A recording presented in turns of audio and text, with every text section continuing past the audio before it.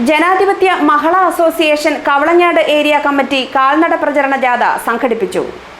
വർഗീയതയ്ക്കും സാമൂഹ്യ ജീർണതയ്ക്കുമെതിരെയാണ് ജനാധിപത്യ മഹിളാ അസോസിയേഷൻ കവളങ്ങാട് ഏരിയയിൽ കാൽനട ജാഥ നടത്തിയത്. സൗമ്യ സനൽകുമാർ ആയിരുന്നു ക്യാപ്റ്റൻ. ജില്ലാ പ്രസിഡന്റ് TV അനിത ഉദ്ഘാടനം നിർവഹിച്ചു. അത്തരത്തിലുള്ള അനുഭവങ്ങളിലൂടെ നമ്മൾ കടന്നു പോകുമ്പോഴാണ് നമ്മുടെ സമൂഹത്തിൽ വലിയ രൂപത്തിലുള്ള വ്യത്യസ്തമായിട്ടുള്ള ജീർണമായ അനുഭവങ്ങളും ഉണ്ടായിക്കൊണ്ടിരിക്കുന്നു. ഈ അടുത്ത ദിവസം കേരളത്തിലെ മനുഷ്യസ്നേഹികൾ പൊട്ടിക്കരഞ്ഞ ദിവസങ്ങളായിരുന്നു, നമുക്കെല്ലാവർക്കും അറിയാം. അത് ഒരു പിഞ്ചു പെൺകുട്ടിയെ കുറിച്ചുള്ള വാർത്തയായിരുന്നു. ഒരു 4 വയസ്സുകാരിയെ അമ്മയുടെ കയ്യിൽ നിന്ന് കാണാതായി എന്നുള്ള വാർത്ത കേൾക്കുന്ന നാം ഓരോരുത്തരും, ഞാനും ഇതിനകത്തുള്ള പലരും അമ്മമാരാണ്. അച്ഛന്മാർ നമ്മുടെ ചുറ്റുവട്ടത്തുമുണ്ട്.